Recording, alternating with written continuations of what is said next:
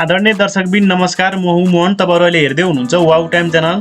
तपाईहरु हाम्रो च्यानलमा नयाँ हुनुहुन्छ र अहिले पनि हाम्रो च्यानललाई सब्स्क्राइब गरेको छैन भने सब्स्क्राइब गर्नुहोला।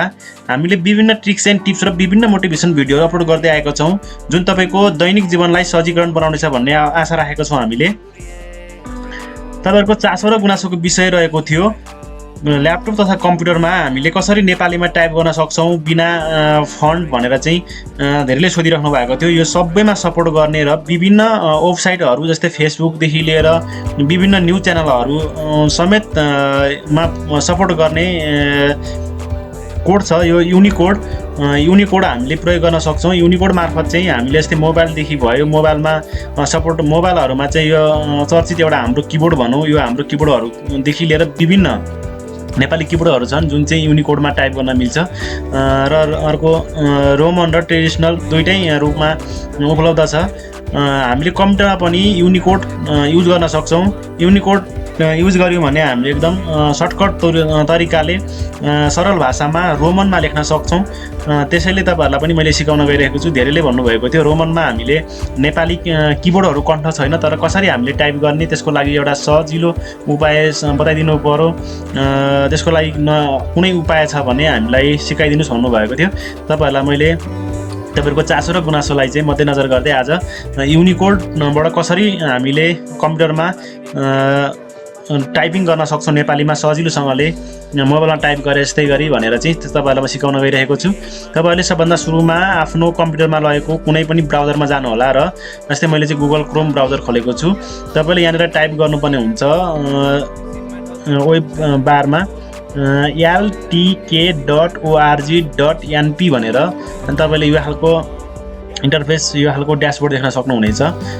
यो खालको ड्याशबोर्ड आउँछ। अनि तपाईले सिधै यहाँ ओर आएपछि एउटा डाउनलोड भन्ने अप्सन छ, यो डाउनलोडमा क्लिक गर्नु होला। यहाँनिर थुप्रै सफ्टवेयरहरु पाउनुहुनेछ। यहाँनिर चाहिँ तपाईले नेपाली फन्ट, नेपाली युनिकोड रोमनाइज अनि नेपाली युनिकोड ट्रेडिसनल भन्ने यो रोमनाइजमा चाहिँ रोमनमा हामीले टाइप गर्न सक्छौं। तपाईले यो डाउनलोडमा क्लिक गर्नु होला। यो जस्तै ट्रेडिसनल चाहिँ कस्तो हो भने तपाईहरुले प्रीतिहरुमा अन्यमा टाइप गरिराख्नु भएको छ भने त्यस्तै त्यो तरिकाले टाइप गर्नका लागि चाहिँ ट्रेडिसनल ठिक छ, तपाईलाई यो सजिलो हुन्छ। यदि तपाईले यो जान्नुहुन्न कम्प्युटरमा टाइप गर्ने, तपाईले किबोर्ड कण्ठ गर्नु भएको छैन भने के क के आ च ख तरिकाले लेख्नका लागि चाहिँ रोमनाइजमा लेख्नका लागि चाहिँ तपाईलाई सबभन्दा सजिलो मोबाइलमा टाइप गरे चाहिँ गरी टाइप गर्नलाई जस्तै हामीले हाम्रो किबोर्डबाट टाइप गर्छौं नि मोबाइलमा, हो त्यस्तै तरिकाले टाइप गर्नका लागि चाहिँ सबभन्दा बेस्ट चाहिँ रोमनाइज छ। यसलाई डाउनलोड गर्नु होला।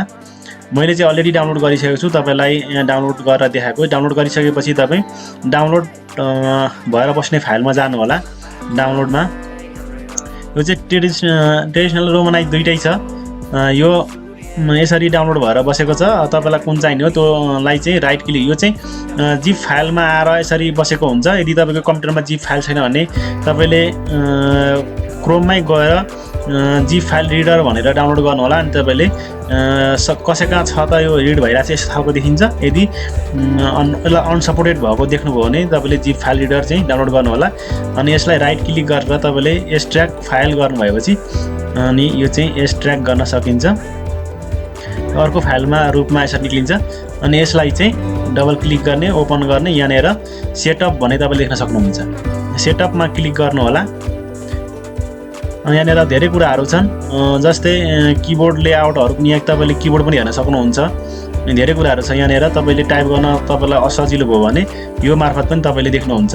यो चाहिँ किबोर्ड हो, कसरी डाउनलोड टाइप गर्ने, यो कहाँ हुन्छ भनेर यसरी तपाईले देख्न सक्नुहुन्छ। यो चाहिँ किबोर्ड। तपाईको लागि सपोर्ट फाइलहरु पनि यही हुन्छ, यही भित्र हेर्नु होला। यसलाई चाहिँ इन्स्टल गर्छु म। इन्स्टल गर्दै जाउँ।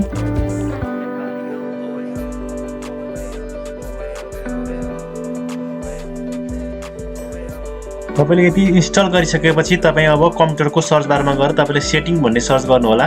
तपाईले यो बुझ्नु होला है, पहिलेबाट तपाईले यो इन्स्टल गरिसक्नु पर्यो है। इन्स्टल गरिसकेपछि यो चाहिँ रोमनाइजमा हो। रोमनमा चाहिँ रोमनमा लेख्न मिल्छ भने तपाईले अर्को ट्रेडिसनल चाहिँ यहाँनिर पनि छ, यसलाई इन्स्टल गर्नु हो भने तपाईले यसमा चाहिँ प्रीति फन्टको जस्तै तरिकाले चाहिँ टाइप गर्न सकिन्छ। जस्तै क टाइप गर्नुपर्ने एसमा थिच्नुपर्छ, हो त्यस्तै तरिकाले चाहिँ लेख्न सकिन्छ। यसबाट चाहिँ जसले चाहिँ प्रीति फन्डहरू चलाइराख्नु भएको छ उहाँको लागि चाहिँ यो सजिलो हुनसक्छ टाइप गर्न। जसलाई चाहिँ यो कम्प्युटरको टाइप आउँदैन भने रोमनमा मोबाइलमा टाइप गरे चाहिँ गर्नको लागि चाहिँ रोमनाइज इन्स्टल गर्नु होला। यति गरिसकेपछि तपाईँ मैले हामीले इन्स्टल गरिसकेको तपाईँले देखिसक्नुभयो। अब सर्च बक्समा जाने कम्प्युटरको र यहाँनिर सेटिङ सर्च गर्नु होला। सेटिङ सर्च गर्ने अनि सेटिङमा जानुहोस्। तपाईँले यहाँ धेरैवटा अप्सन देख्न सक्नुहुन्छ। यहाँनिर तपाईँले टाइम एन्ड ल्याङ्ग्वेज हेर्नु होला। यहाँ टाइम एन्ड ल्याङ्ग्वेज यहाँनिर छ। यसमा क्लिक गर्छु अनि यहाँनिर सर र यो खुल्छ। यहाँनिर हेर्नु होला, यहाँ अप्सन छ फेरि time and language, date and time, region, ल्याङ्ग्वेजहरू छ। यो ल्याङ्ग्वेजमा क्लिक गर्नु होला। यहाँ आइसकेपछि तपाईँले एउटा यहाँनिर सिधै तल एउटा एड ल्याङ्ग्वेज भन्ने अप्सन देख्नुहुन्छ। एड ल्याङ्ग्वेजमा जानु होला। यहाँनिर सर्च बक्समा नेपाली लेख्नु। नेपाली भारत, नेपाली नेपाल, नेपाल भाषा छ। तपाईँले चाहिँ यो छान्नु होला। यसमा क्लिक गर्नुहोस् र नेक्स्ट गरिदिनुहोस् अनि डन हुन्छ। मैले चाहिँ एड गरिसकेको छु। यो एड भयो यसरी। यहाँ देखाउँछ, यहाँ दुईवटा भाषा देखायो, नेपाली र अङ्ग्रेजी दुईटै देखाउँछ। यति देखाइसकेपछि तपाईँले अब यसलाई सिधै क्लोज गरिदिनु भयो हुन्छ। अब तपाईँले जस्तै कुनै पनि तपाईँले जस्तै माइक्रोसफ्ट वर्डमा पनि माइक्रोसफ्ट वर्ड खोलौँ। माइक्रोसफ्ट वर्ड खोल्नुभयो। यहाँनिर तपाईँले कुनै पनि भाषा छानिराख्नु पर्दैन। तपाईँ यहाँनिर हेर्नु होला, यहाँ तर इएनजी छ, इङ्ग्लिस छ। यहाँनिर क्लिक गर्नुहोस् है, यहाँ तल देखिन्छ नि। यहाँनिर इएनजीमा क्लिक गरेपछि यहाँनिर नेपा भन्ने चाहिँ नेपाली भाषा यसमा राख्नु होला। यसमा यहाँ नेपाली भएको बेलामा नेपाली लेखिन्छ र यहाँ इएनजी यहाँबाट चेन्ज गर्न सकिन्छ। यहाँनिर तल देखाइरहेको हुन्छ। इएनजी भएको बेलामा इएनजी लेख्नुमा इङ्ग्लिस लेख्न सकिन्छ भने जस्तै नेपाली लाएँ मैले। अब यहाँ तपाईँले यहाँ जुनसुकै ल्याङ्ग्वेज भाषा जेसुकै होस् यहाँनिर तपाईँ लेख्नु। जस्तै मेरो नाम लेख्नु पर्यो भने याम ओ याच ए यान मोहन, यसको चाहिँ क्यापिटलहरू लेख्नुपर्छ। जस्तै याम ओ मो, क लेख्नु पर्यो भने के क हुन्छ, केले क भयो होइन। अब का लेख्नु पर्यो भने के ए का, यसरी लेख्दै जाने हो। यहाँ क्यापिटल लेटर अथवा कुन हान्ने भन्ने कुराहरू चाहिँ तपाईँले चाहिँ जान्नु भएन भने यहाँ तपाईँको यहीँ अघि तपाईँले जुन डाउनलोड गर्नुभएको फाइल छ त्यसपछि हामीले एक्सट्र्याक्ट गरिसकेपछि यहाँनिर देखिने फाइल आएको छ रोमनाइजमा। यहाँनिर तपाईँलाई चाहिने किबोर्डहरू यहाँनिर छ। किबोर्ड हेर्नु होला, यहाँ सबै किबोर्डहरू राखिएको छ, त्यो हेर्नु होला। तपाईँले आफै टाइप गर्न जानिहाल्नुहुन्छ। यो चाहिँ मोबाइलमा टाइप गरे चाहिँ गरी टाइप गर्ने तरिका हो। यो नेपाली भाषा लाइसकेपछि सक्यो। जस्तै तपाईँले अब कुनै पनि तपाईँले यसको चाहिँ यति हामीले यो भाषा लाइसकेपछि हामीले के कुरा ख्याल गर्नुपर्छ भने कहिलेकाहीँ चाहिँ अटोमेटिक यहाँनिर किबोर्डमा थिचेर सर्टकट की थिचेर यहाँ चाहिँ नेपाली लागिरहेको छ। यही तपाईँले आफ्नो फेसबुक अथवा कुनै पनि अकाउन्ट जिमेल सिमेल कुनै केही खोल्न लाग्नु भएको छ र तपाईँले त्यहाँ पासवर्ड हान्दै हुनुहुन्छ भने इनकरेक्ट पासवर्ड भनिरहेछ भने तपाईँले यहाँनिर याद गर्नु होला है। यो चाहिँ याद गर्नुपर्ने हुन्छ।